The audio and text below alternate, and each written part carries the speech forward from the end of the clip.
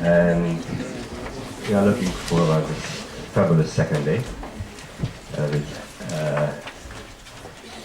again a spectacular line of speakers. And the first is Michael Marcello, who changed his title, as you can see, and he changed the species that we can talk about. Mike? Yeah, I changed. I had talked to Yuri about the chimp stuff, but I'm going to cover part of it in the first part. But then after I heard the plan for Gergo and Yuri's plan of sandwiching all of us in between their views, you know, I thought, well, there's been so much honoring of them here. I thought I would honor them by attacking them. So, or as the physicists say, at least you're wrong. All right? So, okay.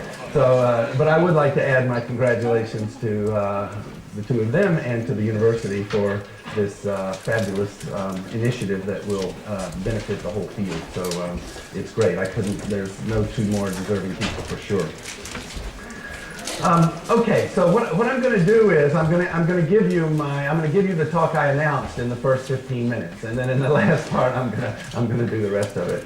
And it's okay because I wasn't going to come to any great conclusions on the chimp stuff anyway. So you'll see what I mean.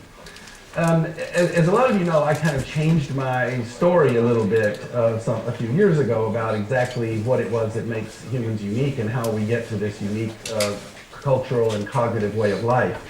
And the original story, it was based on the fact that chimps didn't seem to be understanding any of the intentional states of others. And this is 10 years ago now. They didn't seem to be understanding goals and intentions. They didn't seem to be understanding that others see things, and etc. And then the data started rolling in, a lot of it from our lab, but some from other labs as well, that indeed they do understand these things to some degree. And yet they're still not doing language and culture and joint attention and collaboration of the human variety, norms, institutions, etc. So they're not doing any of that. So it can't be then that simply understanding others as intentional agents is sufficient. It's still, of course, necessary, but I now believe it's not sufficient. And at that time, I started reading some of this shared intentionality literature from John Searle and Tumala and Margaret Gilbert and Michael Bratman and people in the philosophy of action literature. And their idea is that sharing intentions is something different. It's over and above understanding others as intentional agents. So being able to form joint goals and intentions and commitments to do things with one another. Joint attention, of course, which I've been studying for a long time, but you don't just get it when you understand somebody as an intentional agent. You don't automatically start sharing intentions with them.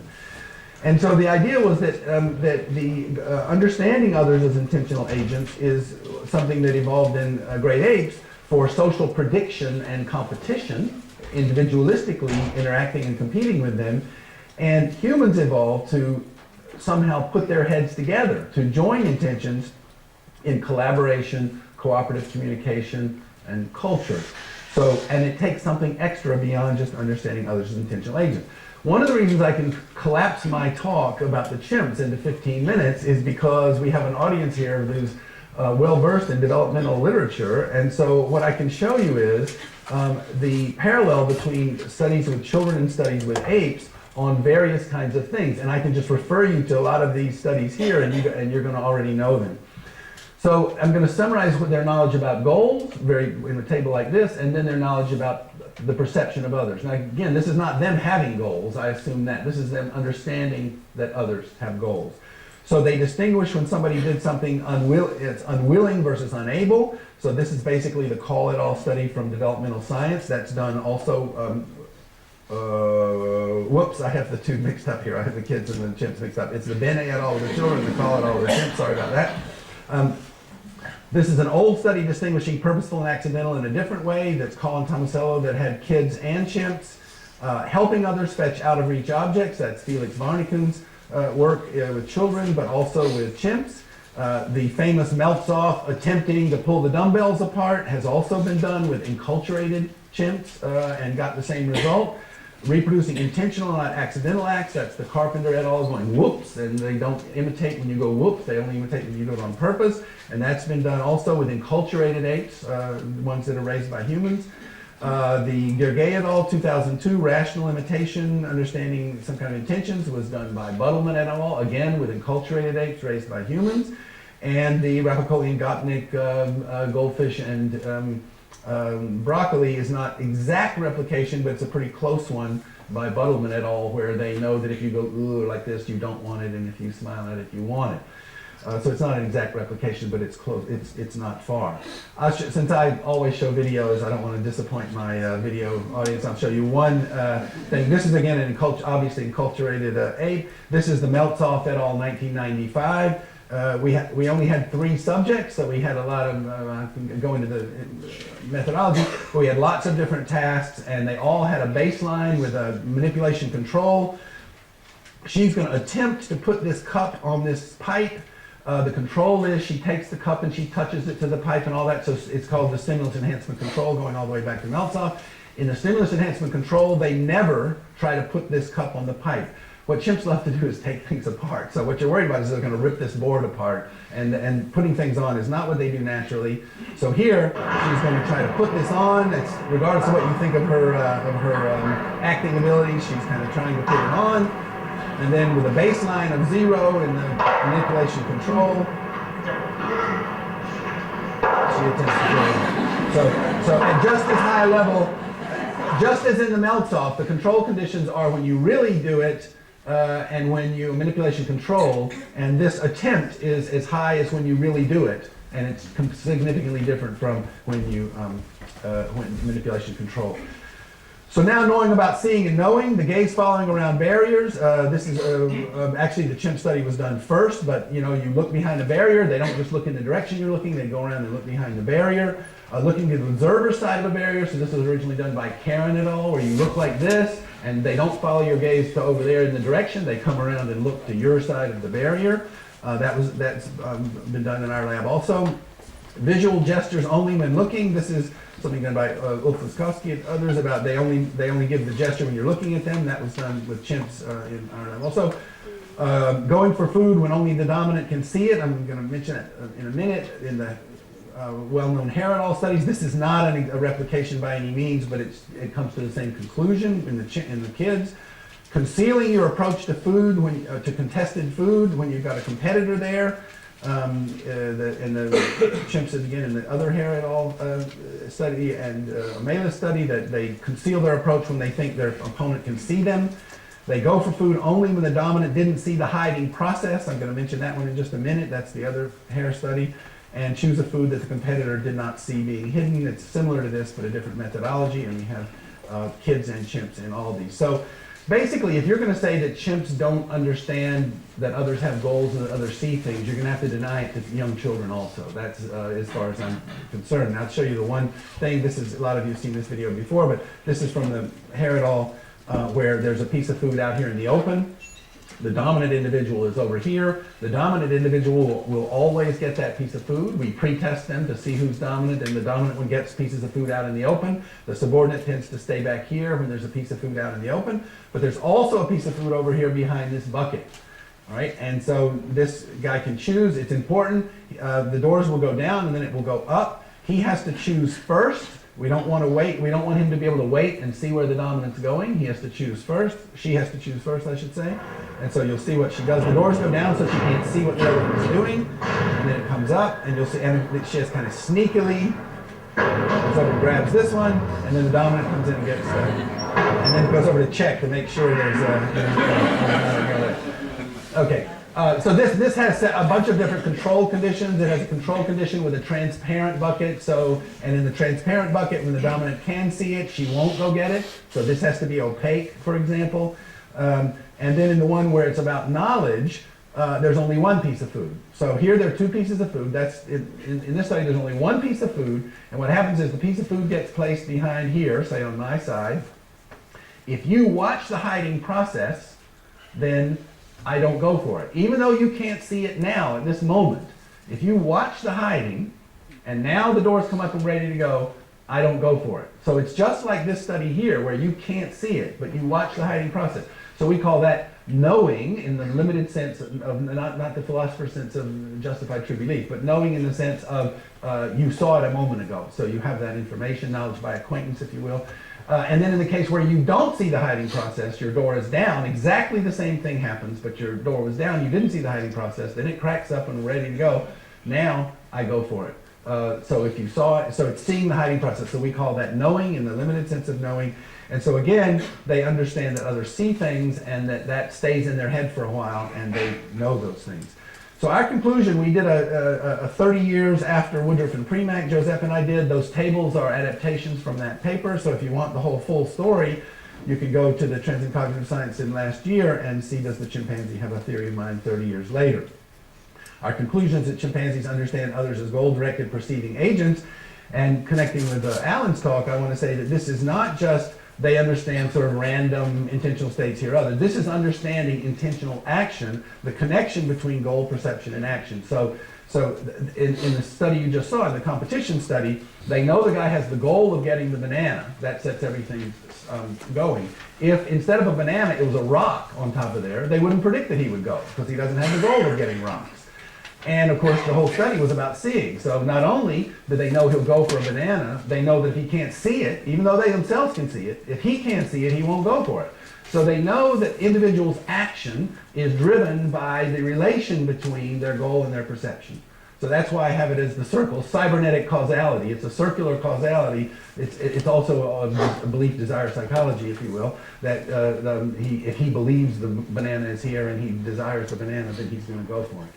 So again, they're not just understanding bits and pieces, they really understand intentional action. And this is, for me, was a 180-degree switch. I didn't think they did, and now I think the data shows that they do. The story I was going to tell in my longer talk was, but they don't understand false beliefs, because it's not just an absence of evidence. In this case, we have 5 different studies, 4 good ones. We have 4 different studies. By good ones, I mean proper controls. So of those 4 studies, and one of them's in press and the other 3 are published. 2 of them have true belief controls. That is, when the observer watches the hiding process, they know how to do it. And when he doesn't, then they're lost.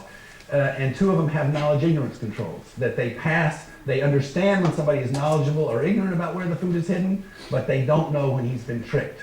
So I don't have any great explanations, executive function, they don't have a meta-representational theory of mind, so it's going to be an unsatisfying conclusion. So you can, so now I can leave you with that unsatisfying conclusion and move on. We don't know exactly why they don't. I will say we have a new one that's coming out on changed contents as well. So not only change location, but we now have a changed contents one as well. The sort of basic methodology is they know that grapes go here and bananas go here. They see that a lot. And then we put it in a little box so you can't see it, but they can see the grape go in there. Okay, then they can't see the hiding process. And now if they saw a grape go in there, they predicted it would go in the grape place. And if they saw a banana go in there, they predicted it would go in the banana place. And now you can guess, I put the grape in there, I leave the room, somebody switches for the banana. I come back in, I place it, I believe there's a grape in there, but actually there's a banana. Do they go where what's really in there, or do they go where I'm going to place it given that I have a false belief about it? And of course we have a true belief where I watch the switch. Okay, when I watch the switch, then they go with the real one. When I don't watch the switch, then they still go with the real one, and they don't go with what I believed was in there. I know that's a complicated verbal explanation, but anyway. So that we have a change contents as well with a true belief control. So it's not just lack of evidence. We have 4 studies with, we think, good controls that control for things like information processing and all that sort of thing.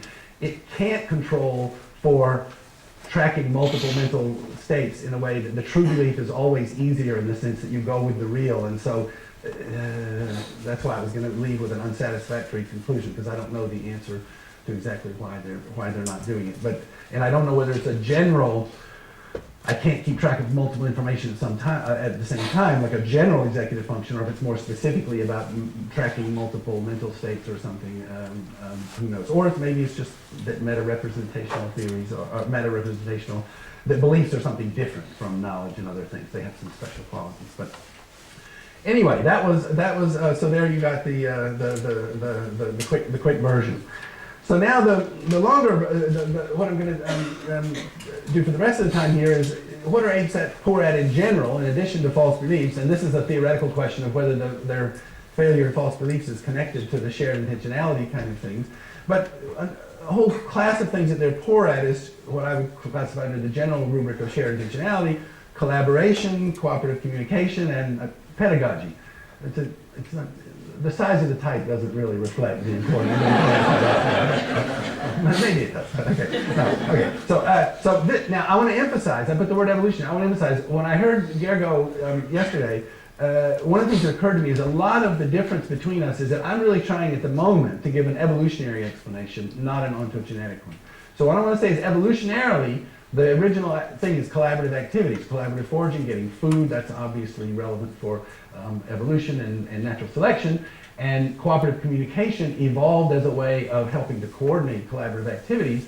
And I think pedagogy is a special application of cooperative communication. That's what Gergo showed us so beautifully yesterday, is that pedagogy has this structure of the Gricean cooperative communication and stuff. But I think this one evolutionarily came first. This does not say anything about ontogeny. In ontogeny, it could be a completely different story. So at the moment, I'm going to leave ontogeny aside. I'm going to come back to ontogeny. I think this is the evolutionary story. I believe that something happened in human evolution that made collaborative foraging obligate for humans.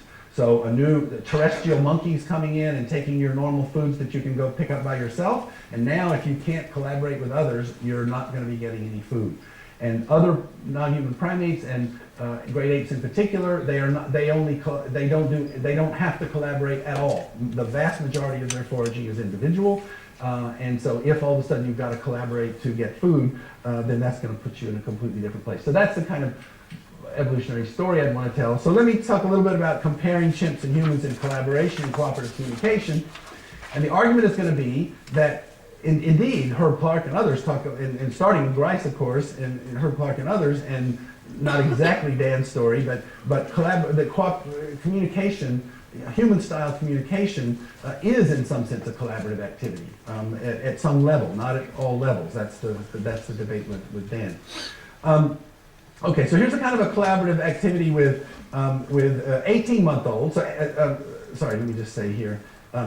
Okay, even though you're seeing pictures of young children, I'm still thinking about evolution, okay? So picture these as two cavemen or something, if you will, okay? Okay, so I think this kind of collaborative activity was the origin of things. This is going hunting for honey together or hunting small animals together or something, okay? And the structure of it is we have to both do our part to get the goal. So this is mutualistic, this is not altruistic, this is mutualistic. We have to do it together to get our goal, and both of our contributions are necessary. In these kind of collaborative activities, cheating, which is the big problem for evolving cooperation, cheating is not really possible because if I don't contribute, the goal doesn't happen. So it's obligate, mutualistic collaboration where we need each other. And so here's the kind, I mean, obviously it's a silly little game here, but you can see that the kid knows they have to collaborate, so he knows he has to send it down the right side here. Now you watch, he does a little teasy thing here and acts like he's going to put it over there. But no, he puts it down here. And then the key thing is Felix, this is Felix Varniken, this is his work. So he goes into a 15-second still face, if you will. The kid's ready for him to play his part, and he's not. And so he engages him to come over and play his part. Come do your thing, okay? And now he comes over, so he knows he needs him. They have to collaborate. Okay, and there we go. Here's another one with the same story. They have to pull this thing apart. There's a toy inside. They know there's a toy inside. They have to pull this apart. Felix is being difficult on purpose. All right, and now you watch the kid here. For me, there it is. That's the primordial function of pointing and cooperative communication is you do your part so we both can get our reward. So even though this informing pointing is altruistically giving you information to help you, we're in a collaborative activity. So helping you helps me. So this is the place where I think this stuff starts.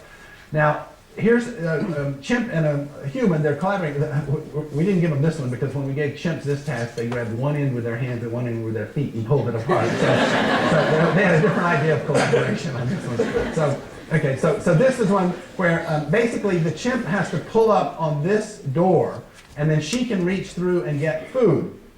and share it. You're going to see they're going to be successful, but she's going to stop doing her role in the middle. And the question is, how does the chimp respond to her not doing her role? Okay, so now she's now gone into her 15-second still phase, and this is Annette. Annette's going to not be totally happy about this, but she's not going to communicate to re-engage. She's going to come in and see if she can reach the food, and she tries to push her out of her way and get it herself. Okay, now actually the 15 seconds is up and she's ready to go again. Annette now notices her hand in there, comes back and lifts it up, and they succeed. But the point is the engagement is not the same because the chimp doesn't communicate to the other one about or try to re-engage her in. Now you might say, well, wait a minute, this is with a human. What would she do with another chimp? Well, we actually gave 2 chimps this, and they were sort of successful on trial 1 by trying around like this. But guess what happened at the end? What did not happen was, okay, so the one on this side takes it and eats it, and so cooperation breaks down. It breaks down because it's not mutualistic, because whoever is the one who's lucky enough to get the food in the end doesn't share it. And so here you can, sorry, let me do this one first. So you can see this in a study that Elisa Melis originally did with chimps. This was a TV thing, so it's got this funny music and stuff. But anyway, so you're going to see how good the chimps are at this. She goes over and knows she needs a partner. Can the sound come up? And they pull it in together. Okay, so this study was actually meant to show the positive that they both know to pull together. It take a little bit of training to do this, but not a lot. And this one knows she has to go over and open the door to let the other one in. That by herself she'll never be able to do it. So this was an amazing thing for me that they understood all this. But my point for today is they do it when the food is already divided for them.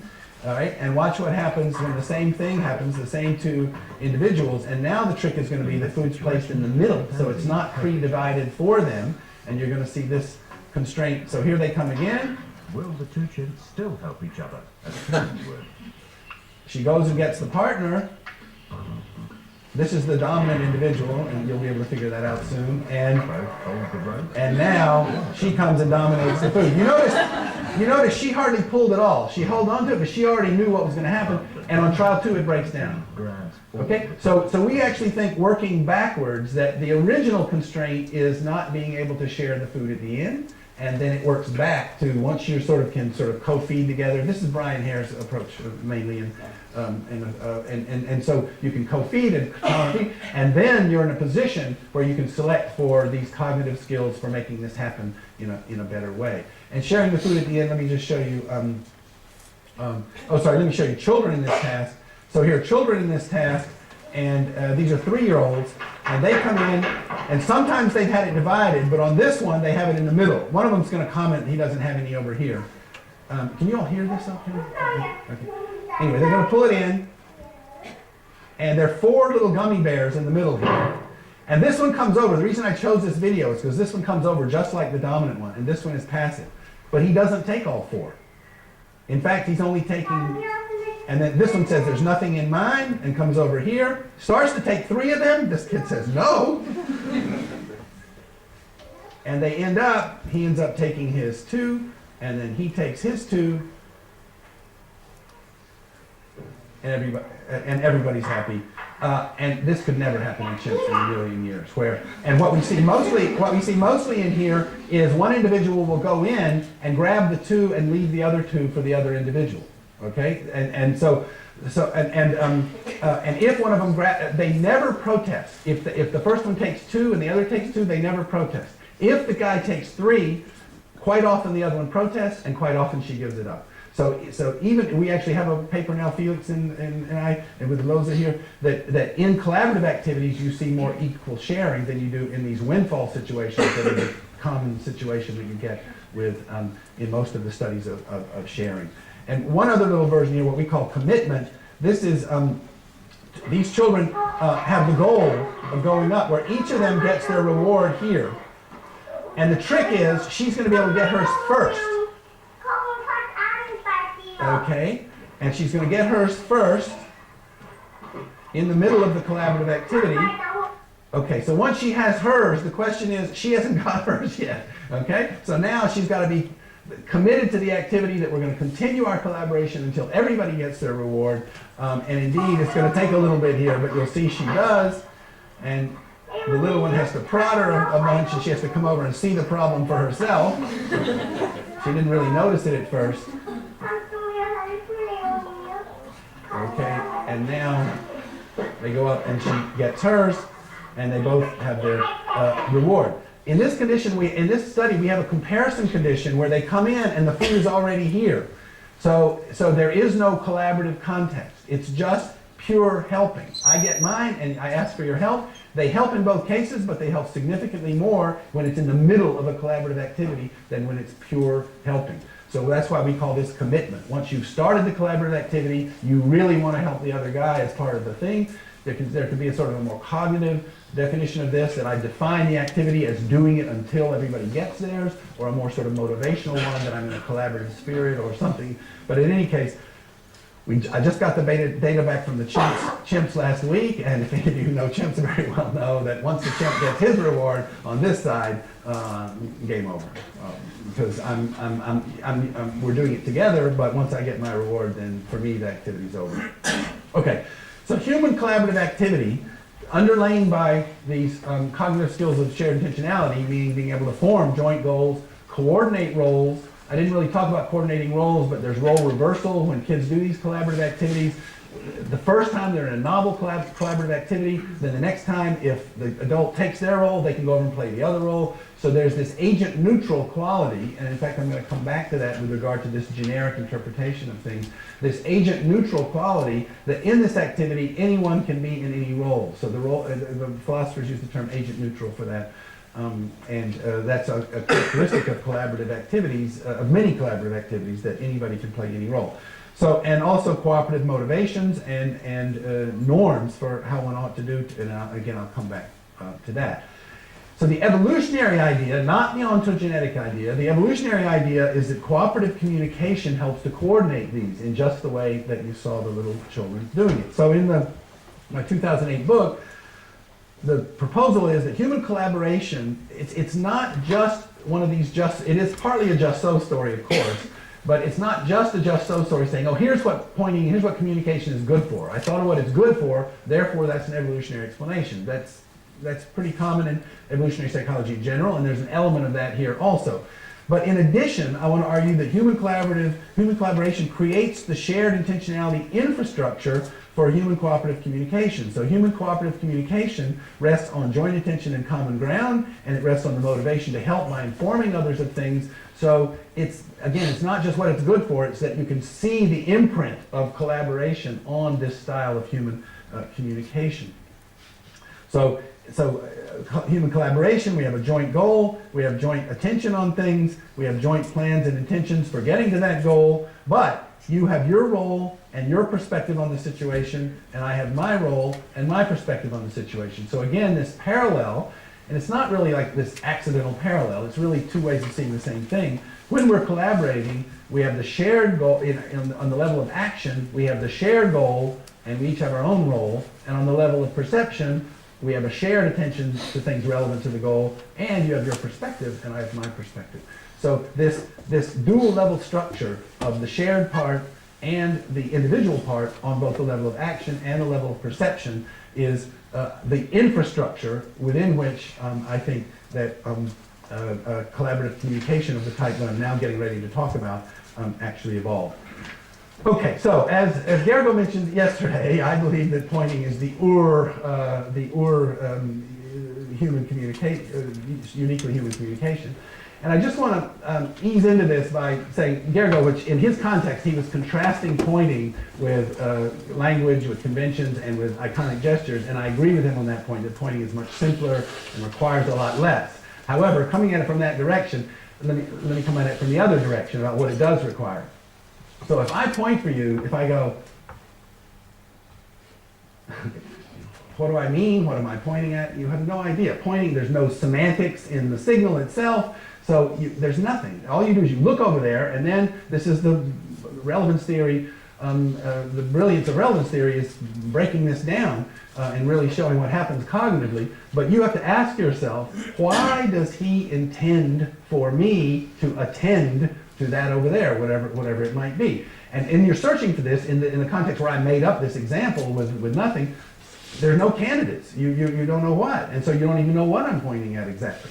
But obviously with just a little bit of context, let's say the picture on here was really dim, and we're looking at it like this, and then George stands up and starts looking around, and I point to the light switch over there, then it's absolutely clear. He says, why is he directing my attention to the light switch? It's relevant to the fact that there's too much light on the thing. And all that. Okay, so all of those all that inferential machinery that relevance theory in particular has spelled out is coming from our sort of, in my opinion, this is we don't agree totally on this, is our joint understanding of the situation, that I know, that you know, that we both know that there's a problem here, and we both know why you stood up and you're looking around, and therefore that gives you the context when you ask yourself, why does he think it's relevant for me to look over there at those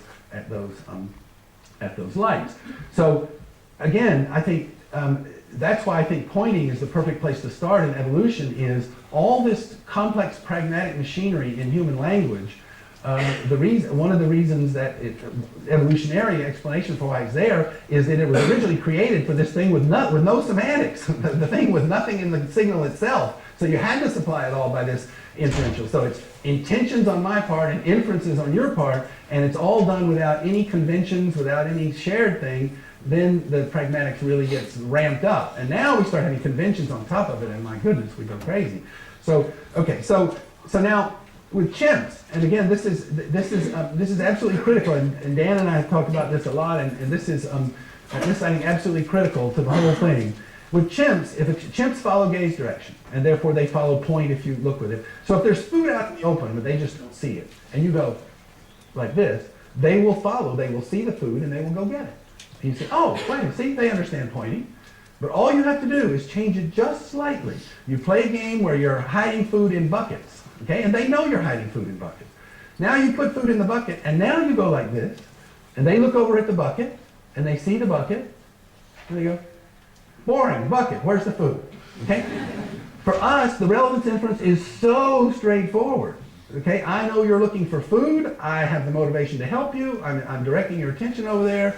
The obvious inference is it must be relevant to my. I keep switching perspectives here. If I'm the chimp, if I'm the kid or the chimp, it must be relevant to my search for food because he wants to help me, etc. The chimps don't do that. So and this is not one study. The citation I have here is a review because we've tried about 10 different things. This is again, sorry, from the TV show, so it's got this kind of. Researcher points. So she points to this one. The chimp chooses the wrong one, and by the way, it's not always the wrong one, it's random. It doesn't understand that the researcher... Again, it's not always the wrong one, so it's not competition, it's random, and we tried 10 different things, and the chimps just don't get this. Let me show you the kid getting version. Now, this is absolutely trivial, I don't even really need to show this, but just to show you, this is 14-month-old, but in collaboration with Ulf Witkowski, we also have it with 12-month-olds now. It's not published yet, but it hopefully will be. And she hides it. She centers him to the middle. He looks up at her. She does the pointing.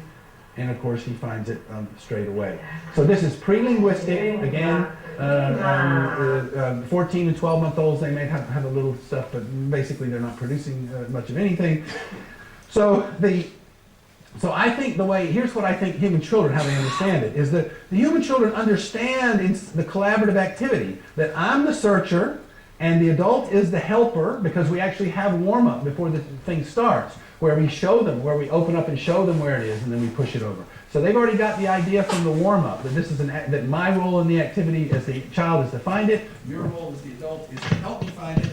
And so now when we're in the middle of this, and this is the for me, so this is the signals that Gergo is focused on. The child sees this as for me in the collaborative activity where he's the helper cooperator, I'm the searcher. So our shared goal is that I find this thing. So now when somebody gives me a signal for me, I see they're directing my attention to that bucket as relevant to our shared activity, and it's relevant for me. And again, I'm not focused on these signals. Those are the kinds of things that Gergo was elaborating on. I think the ape says, where's the food, where's the food, where's the food? Bucket, boring, where's the food, where's the food, where's the food? They don't draw the relevance inference because they don't. Now, why don't they draw the relevance inference? Because They don't understand the cooperative communicative motives. They don't understand he's trying to help me by informing me. So what the chimp thinks is, he's got his own reasons for doing stuff, okay? He's probably trying to find food, he's probably trying to do something. I don't know why he's doing that, I don't know why he's pointing over there, whatever, but it's not relevant to me. Why would it be relevant to me? Right? He's not trying to help me. So they don't understand the cooperative motive to start with. They don't understand the communicative intention that has evolved in humans of this is for me, this is for my benefit, and therefore I should make the relevance inference because it's going to benefit me. And again, Dan and I talked about this a lot, and at the highest level there may be selfish motives involved, all kinds of things, but down in this middle level, the reason it's worth it for me to search for relevance is because I trust that you are have something good for me. And that's of course why there can be lying. There can be lying because I trust you. I trust that you're giving me something good. And then the lying is going to be a second stage when in fact you don't have my best interest in mind, but I'm duped because I trust that you do. And thirdly, they don't have the joint intention common ground. So they don't have the shared understanding of the situation that we are searching for this, and therefore the relevance is relevant to our common activity. So it's multiply determined, as it were. Let me just mention the joint intention common ground. I just want to mention a study that Christine Liebald has done where we actually experimentally manipulate joint intention, which in all of my previous work we've never really done. But what we have is the child and the adult are putting away toys. So we're just putting away toys, we're putting away toys, and then there's a toy a couple of meters away, and they're putting them away, and the adult just sort of points to the toy, and of course immediately the child sees that that's relevant to the putting away toys activity, and goes and toddles over and gets the toy and puts it away. In the second condition, exactly the same thing's happening. The child and the experimenter are putting away toys, putting away toys, putting away toys, but now another experimenter who was not involved enters the room and points, draws the child's attention to the toy in exactly the same way. If the child is egocentrically doing things which are relevant to themselves and their own activity, then they'll put away the toy again. But they don't, because they know it's not relevant to this person who was not in the thing, so it's not part of the joint thing. And so they don't. They typically either show it to the adult or bring it to the adult or something, but they don't put it away. So the joint attention sets much of the context for searching. And this is the point on which Dan and I disagree a little bit about whether this is necessary or not, whether it's only helpful sometimes or not. I tend to think that in the early stages, joint attention is a kind of a necessary, some kind of common ground or joint attention is necessary. And if I'm understanding Dan correctly, he thinks it's helpful but not necessary. Okay, so it's multiply determined. And so I don't want to choose among these because I think they're all part of it. They're all part of the picture, and they're all part of the fact that they just haven't evolved this cooperative communication way of doing things, and these are all components of it, and it's not like they have some, they just don't have the whole package. Okay, so now in ontogeny, back to ontogeny, the story that I just sort of tried to tell evolutionarily about collaboration, setting the sort of shared intentionality, infrastructure, and context, and cooperative communication being within that context was an evolutionary story. It definitely does not have to be the ontogenetic story, and it's obviously not the story that children are doing complex collaborative activities and then pointing starts within those collaborative activities. That's not what happens. So ontogenetically, we're built with this collaborative way of doing things and cooperative communication, but ontogeny, it turns out, I don't know the whole story, but infants are attending to the communicative cues. I would give a less rich interpretation. I don't think they're searching for content as the way we were talking yesterday, so that's a specific point of disagreement. It might be when infants are doing this, attending to these communicative cues, they definitely know that there's something over there that's important, and it may be that they're collaborating in some way, these proto-conversational kind of things, but I'm certainly not going to push that point. It's 9 to 12 months somewhere where they start understanding others as having goals and intentional action. In my take, it's possible that it's slightly earlier than that, but in any case, including some aspects of communicative intentions, and 14 to 18 months we get where they're really collaborating behaviorally. I put conversation, meaning that they go back and forth just a little bit, and obviously 18-month-old conversations are pretty pitiful, but they something back and forth where we're sort of collaborating in this linguistic activity. And it's only after 24 months, I would say, before you get things where they really, and obviously they're learning things that are conventions before they understand them as conventions, before they get norms, and before they start really producing at least generics. Okay, now this is on the production side. This is obviously not on the comprehension side, but on the production side before they start producing those things. So that would be, I want to wait until I see them understanding intentions before I think they're understanding something like communicative intentions, which is obviously not to disagree with the point that they're highly attentive to faces and highly attentive to communicative cues in general and motherese and so forth. So now let me just say just a little bit about pedagogy. So pedagogy, phylogenetically now, so this is, okay, important, I'm going to keep switching back now from phylogeny to ontogeny, because I think they're different stories. But phylogenetically, an important part of human cooperation, of course, is passing along information culturally, especially across generations, and I myself have studied imitation quite a bit. So that's a dimension that I haven't been talking about here. So I've been talking about the cooperative dimension, which is, if you will, is the synchronic dimension. We're cooperating, we're communicating in the here and now. Now let's get the diachronic dimension of culture. The diachronic dimension is passing information across generations culturally. The hypothesis of Murray and Gergo, humans co-opted, or at least my take on the hypothesis is, humans co-opted cooperative communication for this purpose. Now, sorry, I didn't mean to attribute that to you, because it's not you exactly, in the sense that I'm saying that it came in collaboration first, evolutionarily. I don't know if you guys have a strong evolutionary position, and then it's co-opted for this purpose. And what I meant by referring to them was for all the reasons that they noted, that it takes along the this Gricean kind of structure to it, and so they may think evolutionarily, they certainly think ontogenetically, they may think evolutionarily that it started in pedagogy and then extended to these other cases. I think it started in collaboration and then used pedagogy as a special purpose. So that's my evolutionary take on their hypothesis. Now the question is, what about the generic intention or the generic interpretation?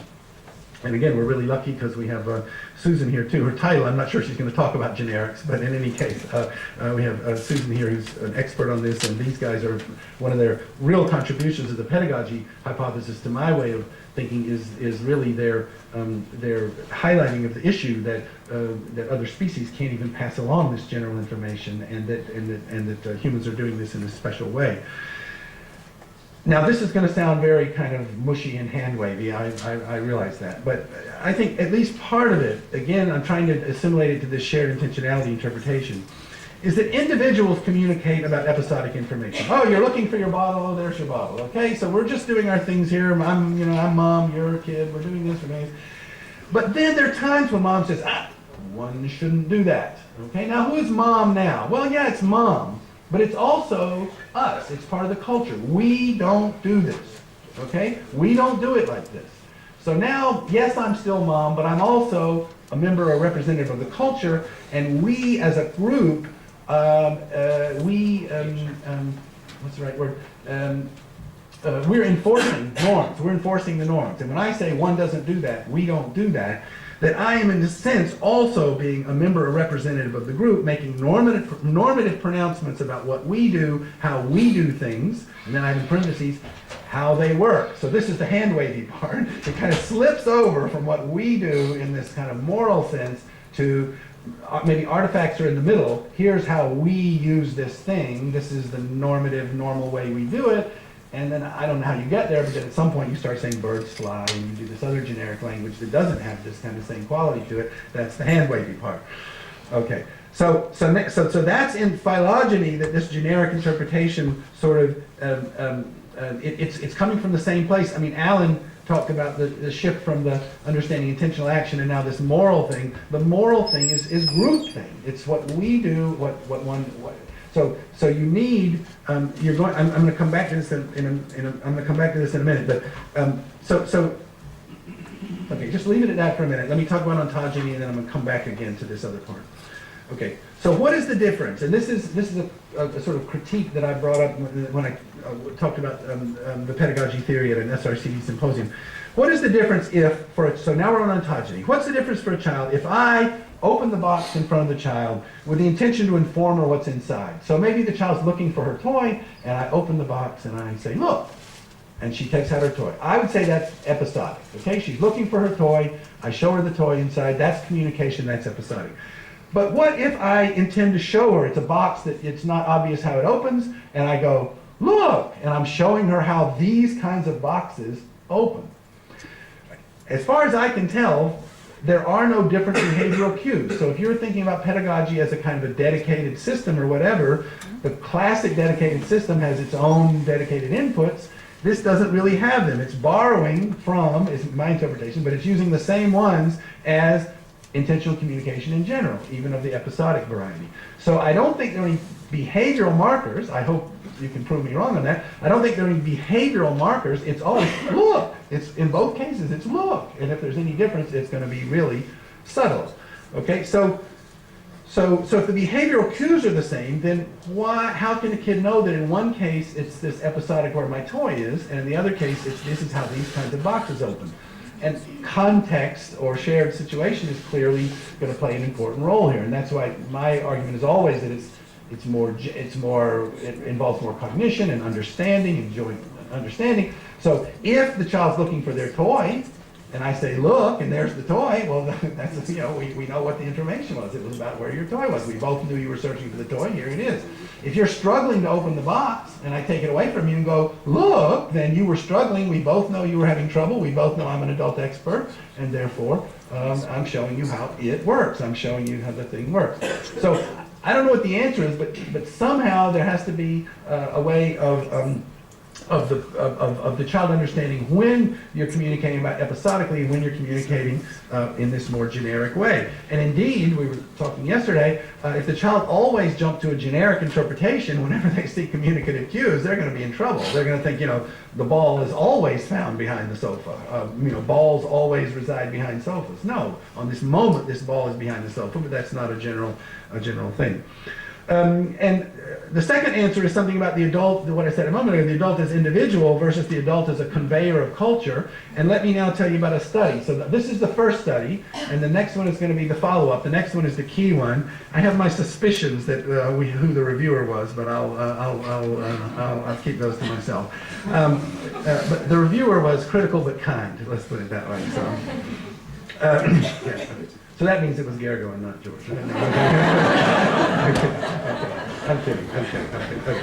Okay. So the original study, the original study was this.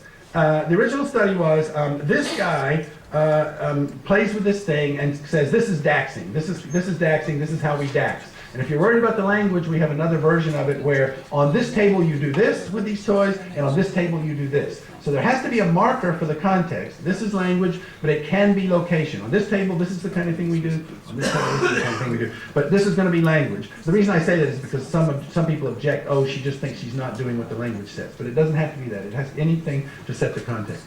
And so he shows how to do it. It doesn't matter what it is, but you're going to watch the puppet is going to do it wrong. Going to do it the wrong way. We needed a puppet because children are a little bit reluctant to correct an adult, but they're not reluctant to correct puppets. And so here comes the puppet saying he's going to dax. It doesn't work like that. It doesn't go like that. No. It doesn't go like that at all. It doesn't go like that.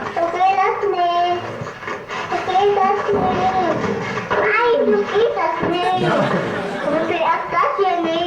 You take this. Yeah. Okay, so now. Okay, so we have showing. So here we have a teaching. Okay, so it doesn't go like this. It's normative. It doesn't work like this. That's not daxing. Here it goes like this. And again, on this table, you do this. You don't do this kind of thing on this table. You do this kind of thing on this table. You do this kind of thing on this table. So it's not just the language. And we really love this measure of intervention, which you can get out of 3-year-olds if you do puppets, because the intervention with normative language. So in German you can use this Mann construction. One doesn't do this. The Gatenik, the other thing that's quite diagnostic is so. They say es geht so, or it goes like this, so you do it like this. Right? And that's the normative language they tend to use that tells you it's not just, I don't like you doing it like this, it doesn't go like this, it doesn't work like this. So the study that we just submitted, done by Marco Schmidt and also Hannes Ricacci, is we have 3-year-olds watching someone do this on the next table. I say afar in quotes, it's not from afar, but the child is over on this table. And the adult comes in, does not look at the child at all, does not reference the child at all, takes the toy and starts doing something with it, okay? And then the child sees that, and then later the puppet's going to come in and do it wrong, okay? And in that case, with no pedagogical cues whatsoever, no normative language. The adult doesn't say, here's how it works or anything like that. The adult just does it and whatever, says some things about it being fun or something like that. No pedagogy, no normative language, and they jump to this conclusion. The variable that we got to work was, if the person comes in, the trouble we've had with these studies is finding a case where the kids do not jump to the normative conclusion. We've done lots of things we thought where they wouldn't jump to it, and they jump to it anyway. Basically, if the person comes in and confidently looks like this is an artifact I know what to do with, so he comes in and goes, okay, then the child jumps to the normative conclusion. This is how it works. Right? If the person comes in, the only way we can get them not to jump to it is they come in and they go,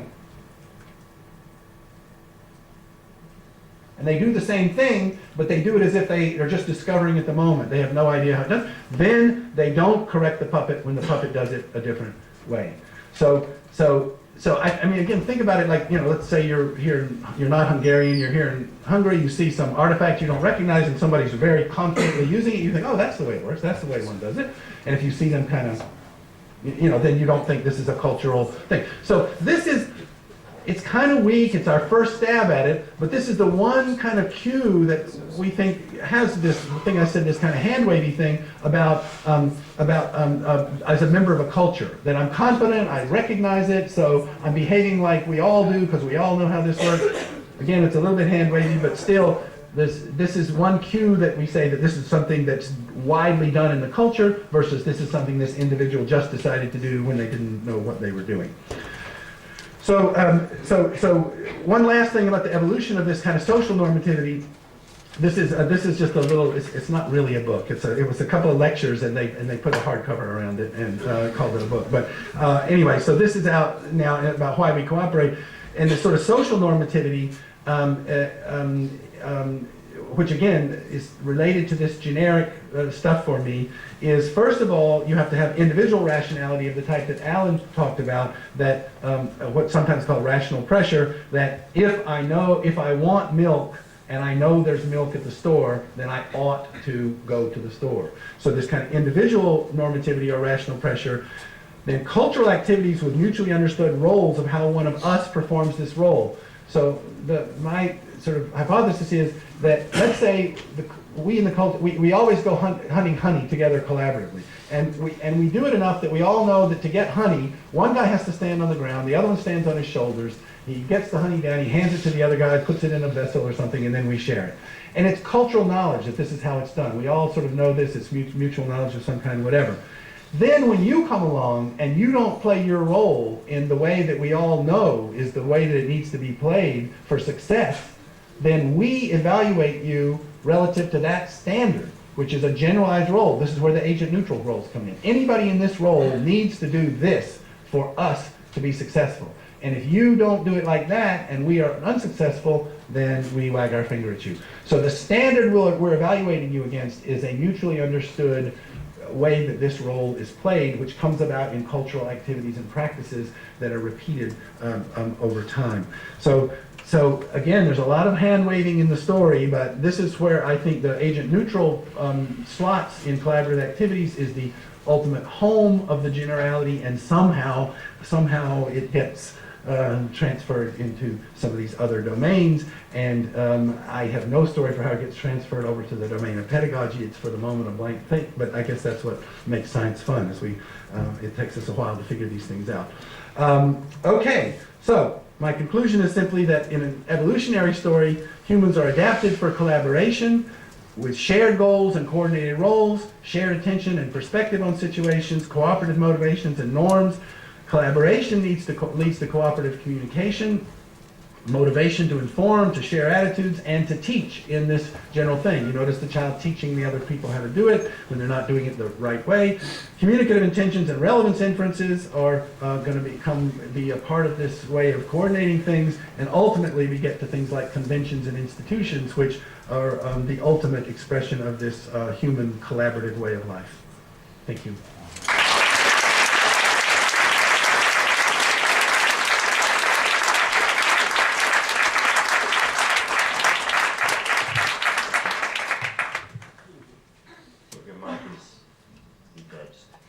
Oh.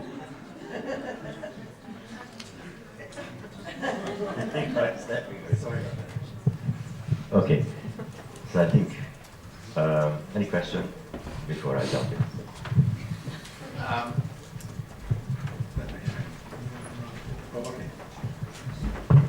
Yeah, okay, thanks.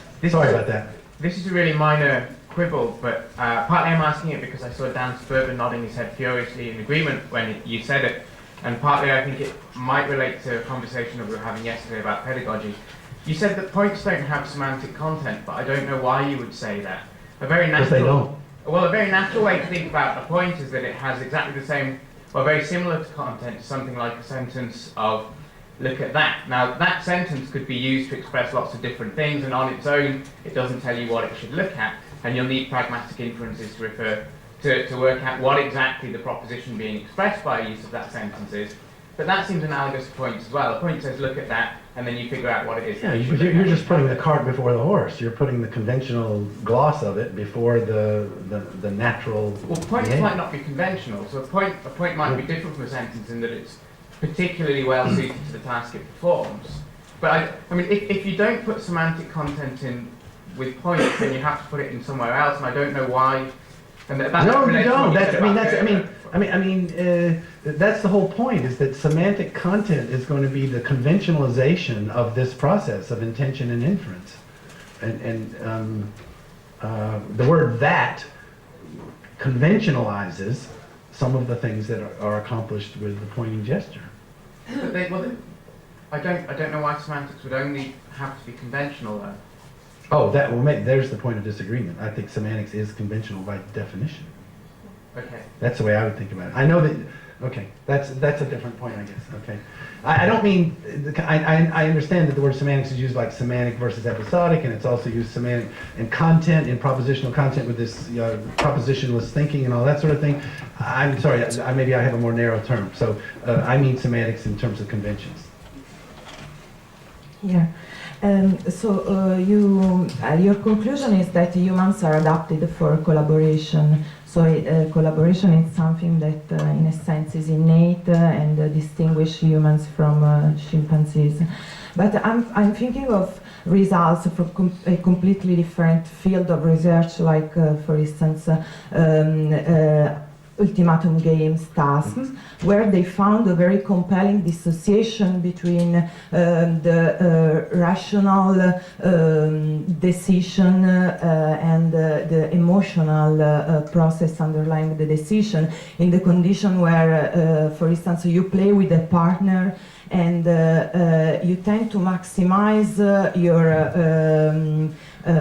let's say win, and also even when and to punish in a sense the partner, even when this is useful useless to increase your win. So I mean, it doesn't seem that humans by instinct collaborate. So I'm wondering whether it's something that in your children is just the ultimatum game is really a bargaining game.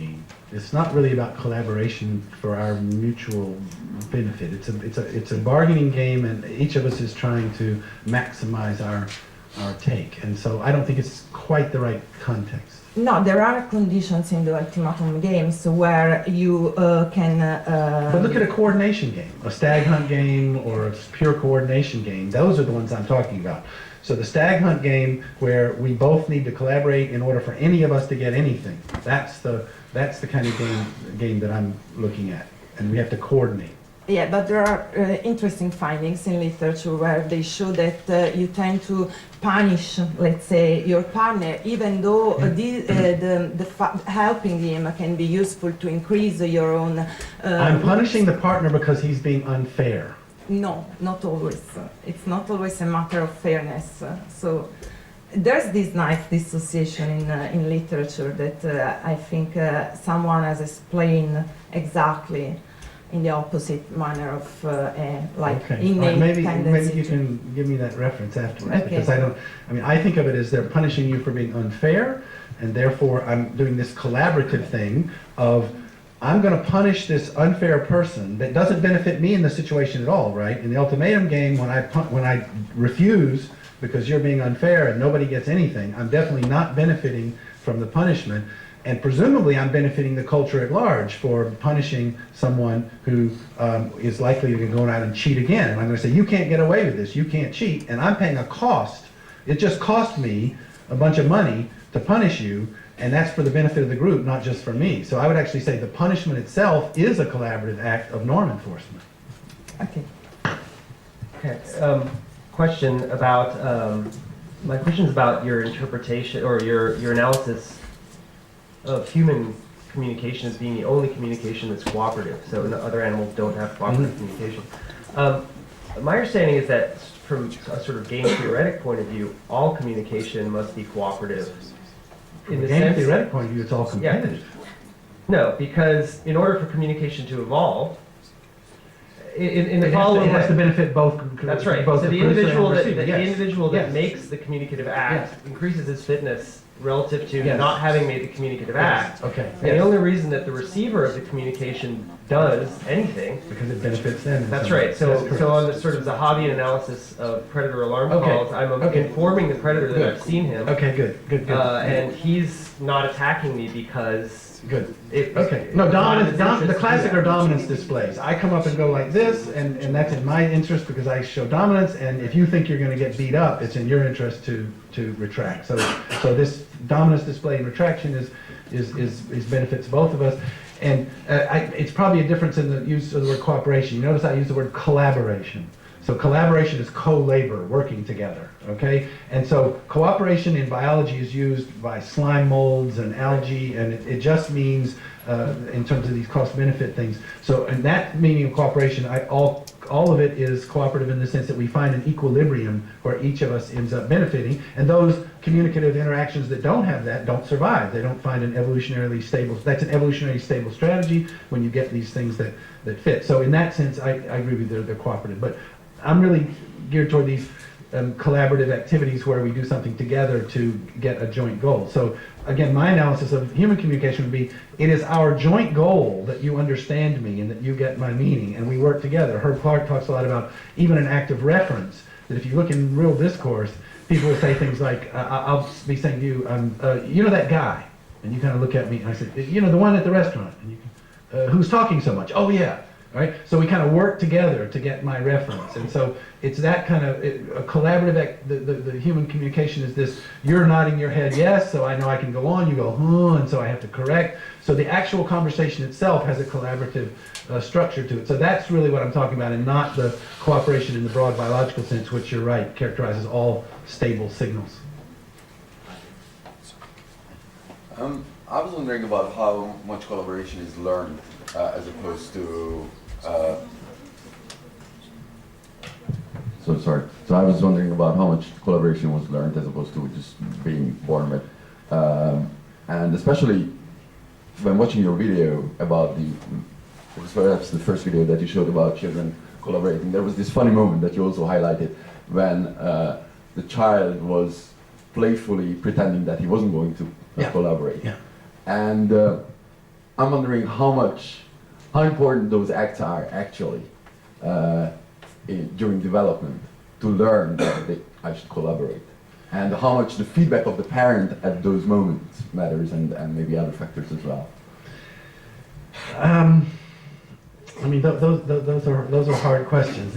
I mean, I tend to think, I mean, if you go all the way back to the kind of Newport and Spelke, or Spelke and Newport thing, where they talk about their definition of innate is given the normal expected human environment that naturally occurs, you know, that, so I don't, I mean, it's, and I would say it's not culturally transmitted, the ability or tendency or motivation to collaborate. It's not culturally transmitted. I'm not saying the individual child doesn't learn a lot by interacting and doing things. Of course they do, and from the proto-conversations and all that sort of thing, they're learning that, and of course a lot of individual differences and even pathologies in human development may actually occur from a child who tries to interact and the partner doesn't interact the right way or whatever. So yes, there's probably a lot of learning that goes on, and there's no question that if you had a child locked in a closet for 14 months, they wouldn't come out and start playing these collaborative games. So yes, I'm sure there's a lot of learning that goes on, but they're not, I think motivations are something that it's hard to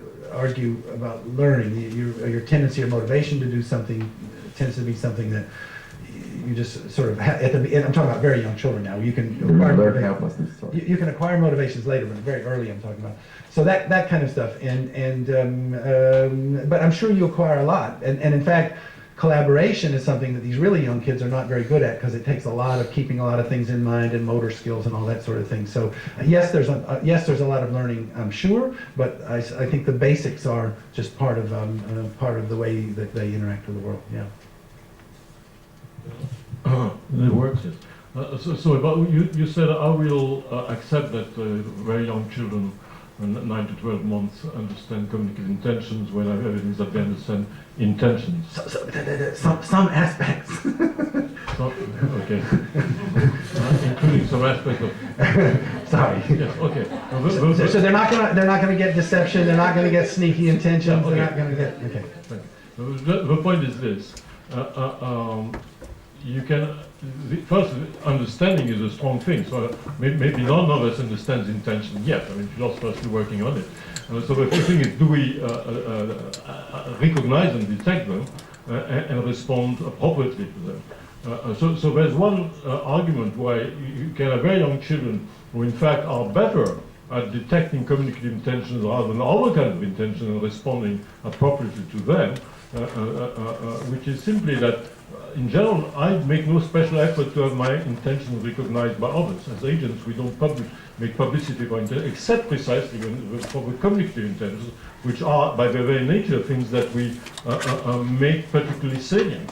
So that's what ostension is about. So it's quite conceivable that children, young children, infants, pick communicative intentions before they pick any other intention, and respond appropriately. Okay, no, and Gergo gives a story. If you buy this slightly richer story about what infants are doing, and I guess I would, I could keep an open mind about that. It actually might, I might like that story. Actually, the more I think about it being in this more, the first intentions in this more collaborative, interactive way, and then understanding what another individual does when they're working a tool or something being a little more derived. Yeah, I can buy that. Let me just say one other thing about the word. I tend to use the word understanding as an undefined primitive, and I've been taken to task on it by several people. I wish I had an alternative. I mean, perceiving is kind of a weak alternative, and a lot of the infancy people in the looking time studies, they'll say infants are sensitive to, and I don't know what that means either. So I don't think we have a very good vocabulary for. I'd like a good verb for that. I actually one time proposed cognize as represent. Okay. Anyway, but recognizing is not so bad. Recognizing is not bad. Okay. Perceive is my preferred alternative if I'm pushed. And I understand the word understand certainly for philosophers means that it comes under a description and all that sort of thing. But okay, we'll have to work on that. But I mean, we need a vocabulary if you're talking about what chimps are doing and what pre-linguistic infants are doing, and we don't really have a good vocabulary for it because obviously our adult mature vocabulary is shot through and through with these intentional interpretations. Yeah. So I wanted to. Yes.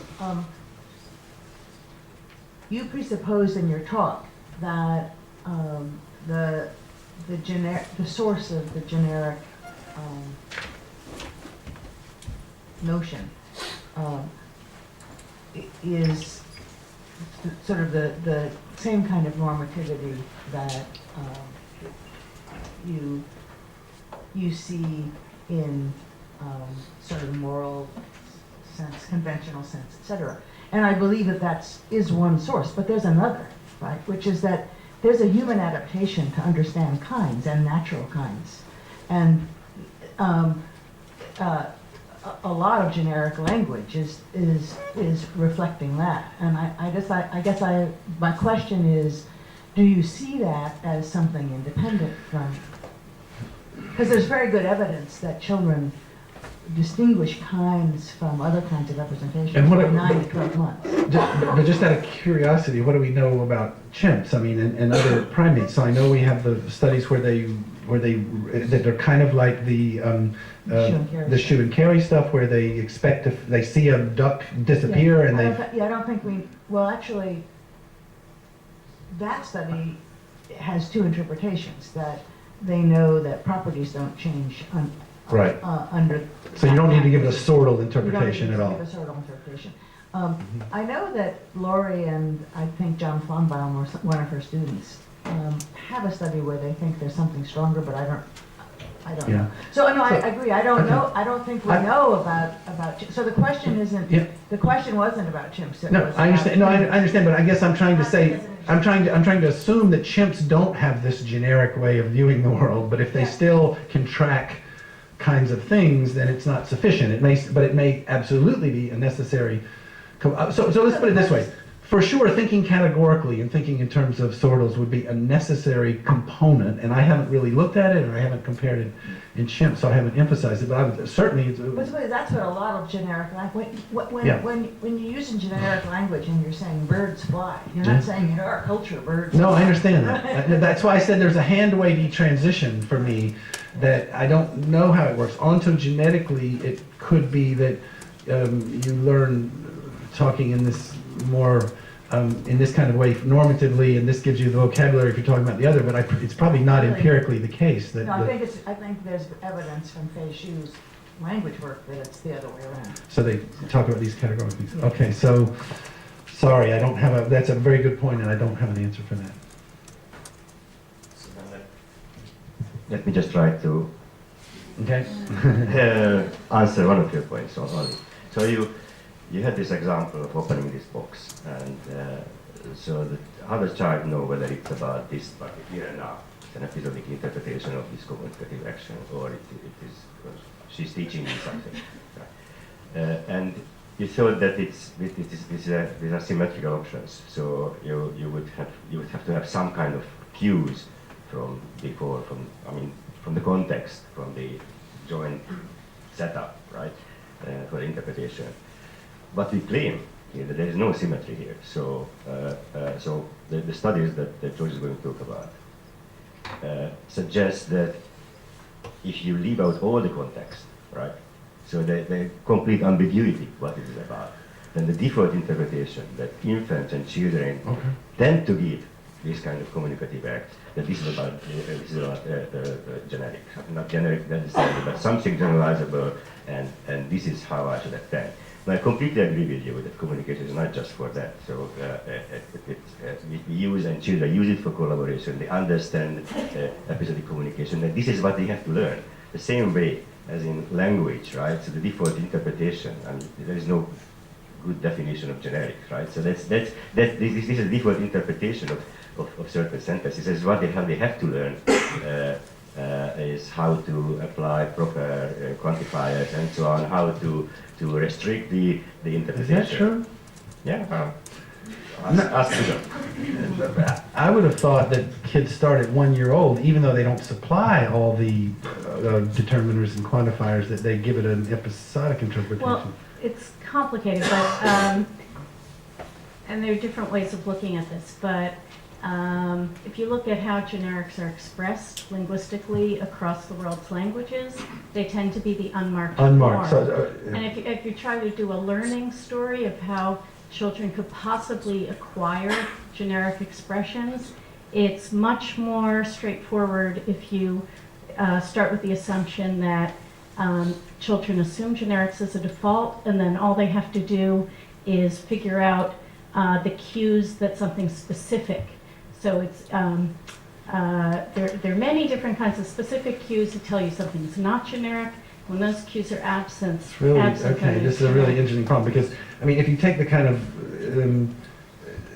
it goes all the way back to Carl Bueller, but the split between deictics and content words. So kids are getting a lot of pointing, they're getting a lot of this and that, and proper names as the sort of grounding, and then they're also, and then obviously the normal conventions are categorical by their nature and need to be specified by a determiner or something. So.